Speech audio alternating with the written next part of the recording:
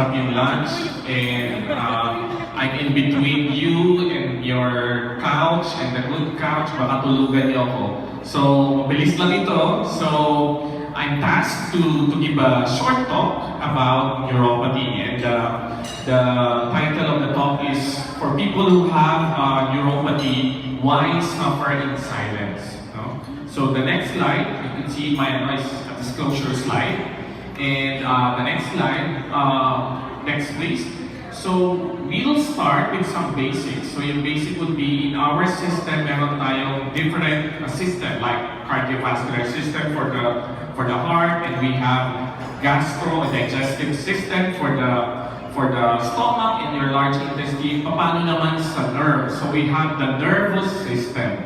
So the nervous system comprises of three systems. May central, may peripheral, at saka yung autonomics. But central is basically the brain and the spinal cord. Bakit siya important yung central? Because it controls everything. Lahat ng movements ninyo, lahat ng sensation, lahat na pupunta sa brain. So it's like the CPU of your computer. Now, kailangan din yung peripheral nervous system. Peripheral nervous system from the spinal cord, magkakaroon ng mga nerves going to your hands and going to your feet. And then, meron din tinatawag na autonomic nervous system, yung control for digestion, control for your urination, control for voiding and bowel movement, kasama yun. So these are the three parts of your central nervous of your nervous system. Now our topic centers on the peripheral nervous system.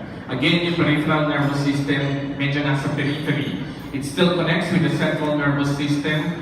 Kung ano yung kinocommand ng central nervous system, gagawin i-execute ng peripheral nervous system. Next slide. And of course, yung topic natin today is when you have a damage on your peripheral nervous system, then it's called neuropathy. So, basta may damage sa peripheral nervous system, it's neuropathy. Slide. And paano ba yung typical na example ng neuropathy? Pag kayo natulog, minsan nadaganan nyo yung kamay ninyo, sometimes may hawak kayong baby, natulog yung baby dito. After some time, bigla siyang mangangalay, mamamanhid. So there's pressure on the hands and the nerves react. Paano nag-react yung mga nerves? So merong unpleasant feeling of numbness, tingling sensation. Ganoon yung neuropathy. Basically, yun yung feeling ng neuropathy. Pero hindi ibig sabihin na nadaganan kayo is neuropathy na agad. So after a while, it will subside dahil na-compress lang yung nerve. Ganon yung pakiramdam ng neuropathy. Next slide. So, ano yung mga symptoms ng neuropathy? Next. So, marami, no? Kagaya ng mga increased sensitivity to touch, tapos may pins and needles, may burning sensation. Most of the time, it's a positive symptom. Pag positive symptom, ibig sabihin, merong extra sensation, pins and needles, burning sensation. Most of the time, hindi siya negative. Negative meaning loss of sensation. Medyo kakaiba yun. And examples, further examples would be, next slide, yung pricking pain, pins and needles. So minsan na yung parang may tumutusok-tusok sa paa. Next slide. Meron ding burning sensation. Parang tawag doon mainit na pakiramdam na parang sinusunog. Maybe you've had relatives na may mga ganyan, like yung shingles, post-herpetic neuralgia, gano'n yung nararamdaman. Next, pwede rin stabbing pain, parang tinutusok. So these are all positive symptoms. Next, meron din kinatawag na iba yung pakiramdam ng kalahating katawan kasi sa dito may mainit, tapos meron dito hindi masyadong mainit. It can be a sign of neuropathy. Meron din parang ants crawling dito sa mga kamay at paa, pero wala naman, no? Pakiramdam niya lang. Pero pag sinabi niya, Dok, meron talaga iba na yun. Kahit wala, no? So, and pwede rin pangangawit. So, tiredness, dili kang pangawit, and then nangangalay, and then sometimes weakness. In severe forms ng neuropathy, pati yung strength na dadamay or na-involve. And next, of course, ang pinaka-common is manhid. Manhid is a very vague term para sa amin. Pinapa-describe namin ano ibig sabihin ng manhid. So next. So, sino ang at risk for neuropathy? Lahat ba nagkakaroon ng neuropathy? So, merong mga risk factors for neuropathy. One is the presence of systemic illness. Pag sinabi systemic illness, very prototype, pinaka-common is diabetes. No? Pag exposed ka rin to environmental and physical factors, which later on, di-discuss din natin. And then, pag meron din exposure to toxins, nagtatrabaho ka, merong chemicals na nandun, and then, sometimes, hindi talaga maalam. Tawag doon is idiopathic. Next slide. So, environmental, yung sapatos mo masyadong masikip. Pero gusto mong isuot, like in the picture, rubber shoes, mahal bili mo, 11,000, 12,000, pero sayang naman, so natitiis ka. Then later on, pwedeng magkaroon ng neuropathy kasi yung nerves na i-impinge. No? Another common situation before, yung lalaki na naglalagay ng wallet dito sa likod ng pantalon. Then later on, they will develop na parang merong sensation dito na tumutusok pababa because nakakompress din yung isang nerve na malaki na nandun. So next, we have smoking as well. Studies have shown that pag naninigarilyo ka, pwedeng magkaroon ng microvascular changes sa blood vessels, pati sa nerve. Not only sa blood vessels, but nakaka-relate, sabi ni Ma'am. Miguel now. Next, you have also alcohol. So, yung setup natin parang party-party pero wala namang alcohol involved. So, try to limit din kasi alcohol has some toxic effects even to your little nerves. No? Next. And of course, pinaka-common is yung diabetes. No? Now, they predicted that diabetes will be the next epidemic. Dati, ang sakit natin, TB, no? Pinakamadami, pero ngayon, non-communicable diseases na. Bakit? Because we have poor lifestyle. Lahat lahat nakaupo na lang.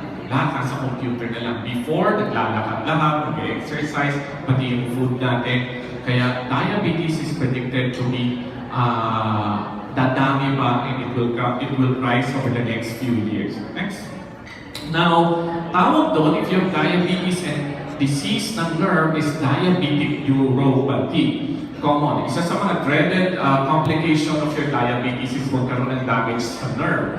Dalawang types. May tinatawag na subclinical, diabetes ka, poorly controlled, hindi mo alam nagsisimula na yung damage. Paano siya makikita? May test na ginagawa, clinically. No? Pero wala kang nararamdaman. Next is yung clinical. Ibig sabihin may symptoms ka na. No? And may distal symmetric sensory polyneuropathy, autonomic neuropathy, focal neuropathy. Next slide. So yung distal symmetric polyneuropathy, ito ang pinaka-common. Most common form ng diabetic neuropathy. Pag tinignan nyo, may bilog dun sa hands and feet. So nagsisimula yung symptoms ng neuropathy sa paa at saka sa kamay. Tawag doon, glove and stacking distribution. So pag may diabetes, sabihin nyo, di ba namamanhid yung paa? Di ba namamanhid yung kamay? Most of the time, pag uncontrolled or poorly controlled, yan ang isa sa mga symptoms. The usual distribution. Yun lagi ang chine-check. Next slide. And dahil doon, yung mga patients na may neuropathy, hindi nila nararamdaman dahil yung nerve nila sa paa damage na, so nagkakaroon ng neuropathy, walang pakiramdam. Minsan, natutusok na sila, nasusugatan na sila, hindi nila alam, nagkakasugat na pala sila. And further damage would involve yung vasculopathy, pati yung mga blood flowing to that area, wala nang oxygen, wala nang nutrients. Result, mahirap gumaling yung sugat. So most of the time, lakad sila ng lakad, natusok na pala sila, hindi nila alam. Next. So, how can we prevent neuropathy? So of course, maintain a healthy lifestyle. Yung mga sinabi ko kanina, dapat i-avoid. And kailangan with frequent exercise, balanced diet. So now the culprit is not only sugar, but also carbohydrates din. So carbs, sugars, bawas. At the same time, have sufficient time for rest. I think lahat tayo guilty dyan. Hindi tayo nakakabuo ng 6 to 8 hours ng sleep. Kasi telepono, gadgets, nandyan lahat. Ang stress 10 times. No? And pag you are at risk for neuropathy, meron kang diabetes, meron kang ibang mga sakit din, pwedeng mag-take ng supplement. A combination of your vitamin B complex. No, it's not a cure. Yung vitamin B complex is not a cure, it's only a supplement. Baka expect nyo pag uminom ako ng vitamin B complex, galing na ako, nawala na yung diabetes.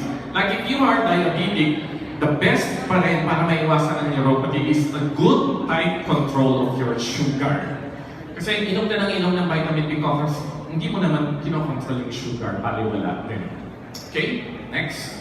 So, ano ba yung mga vitamins na kailangan? So, pag sinabing vitamin B complex, it's a combination of 3 vitamin B.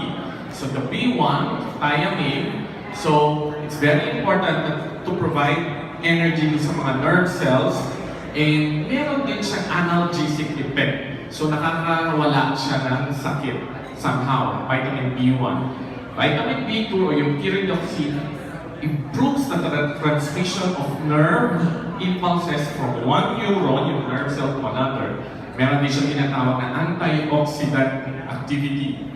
And yung vitamin B12, covalently protects the nerves and restores damaged nerves as well. So bakit pinagsasama itong tatlo? Kasi pinagsama mo sila, they have a high affinity for the nerve. So neurotropic affinity, and then mas maganda for nerve repair, especially kung damage yung nerve. So, next. So again, going back to the first slide in our title, yung mga may neuropathy, why suffer in silence? Next slide. When we have an answer to this kind of suffering. With that, thank you very much. Thank you very much to Dr. Esagude. Doc, yes, please.